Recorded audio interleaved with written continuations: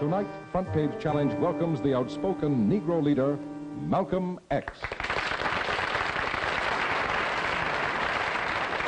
Sir, what's the real reason why you two men split? Is it merely ideological, or is it personality? What else? Probably personality. It was not the statement that originally was given by the movement when we split. It's more personality than anything else. You've called people like Martin Luther King, who just got a Nobel Peace Prize, an Uncle Tom. Is this correct, first? Well, I'd rather say that in the States, there's a law that has recently been passed, or a decision handed down by the court, wherein if you call someone an Uncle Tom, they can sue you for libel. Well, so I never refer to them as Uncle Toms. I would say that Uncle Martin is my friend. Uncle Martin is your friend, yet you would disagree with his approach to what he wants to accomplish. Definitely. If his approach would bring about what the black man in America needs to completely eliminate the problem that we have, I would say well and good.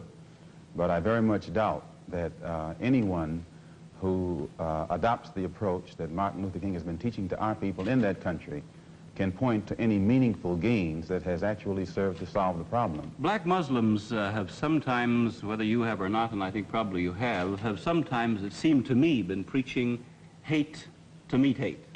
I don't advocate any kind of hate. But there's a lot of talk that sounds very much like it. No, I think that the guilt complex of the American white man is so profound until when you begin to analyze the real condition of the black man in America, instead of the American white man eliminating the causes that create that condition, he tries to cover it up by accusing his accusers of teaching hate. But actually, they're just exposing him for being responsible for what exists. Well, that's something of an argument, but I've heard speeches made by some of the people of your group. I think I've heard you make speeches. It seemed to me that you were advocating what I would have to describe, I think, as violence to meet the serious injuries that have been done your people, with which I totally agree. I don't call that violence. I don't in any way encourage black people to go out and initiate acts of aggression indiscriminately against whites.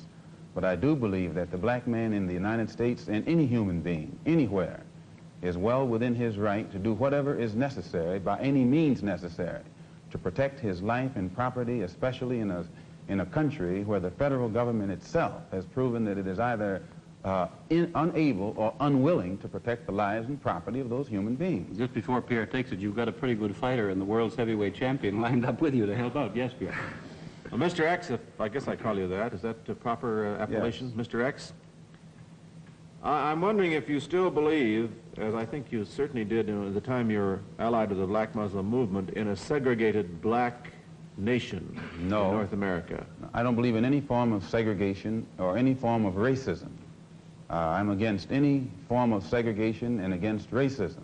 Am I right in saying that the Black Muslim movement, which you have left, did believe in that? Well, Elijah Muhammad taught his followers that the only solution was a separate state for black people.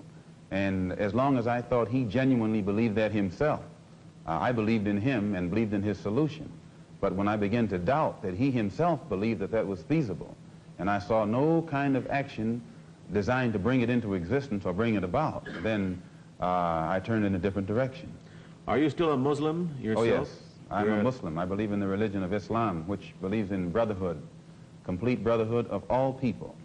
But at the same time that I believe in this brotherhood, I don't believe in forcing my desire for brotherhood upon those who aren't willing to accept it. Of course, I think the Christians would say that they also believed in brotherhood. What did you say to that? I'd say they believe in it, but don't practice it. Well, that'd be a pretty good answer. Sir, when the muezzin goes up in the minaret twice a day, he cries to the world, there is but one God, and he is Allah. Do you deny that there is a Christian God? The muezzin does this 5 times a day. 5 times, and I only heard him twice. Well, you were fortunate to hear him twice. But he does this 5 times a day, and the same God that he says that he expresses the existence of is the God that the Christians profess to believe in themselves, and the God that the Jews believe in. One God, the creator of the universe.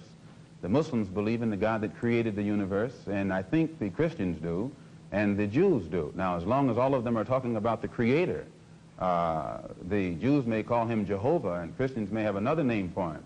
Those who are Arabic speaking refer to him as Allah. Well, we believe in the same God.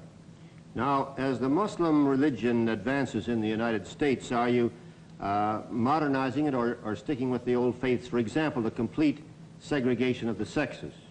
I think that everything today on this earth is being modernized. Religious principles and practices, as well as political and other things. Now, when you went to Mecca, this is a very sacred and forbidden city. I tried to get to Mecca myself and certainly didn't make it, not being a Muslim. But how would they accept you as one? You're an American. There are few American Muslims. This is true, and by being an American and not having not being able to speak the Arabic language, I did strike a snag, a very serious snag, but I was fortunate to have been pretty well known by the officials in Arabia, and they knew too that I had accepted Orthodox Islam. It had been highly publicized in the paper, and I became a guest of the state. I was a guest of Prince Faisal, the present King Faisal, and they made it possible for me to go before the committee, Hajj committee or Hajj court, who examines you and asks you questions about your belief, and if you pass it, then you are okay to go to Mecca. But it's you would true. have to have a translator then. Oh, I had one.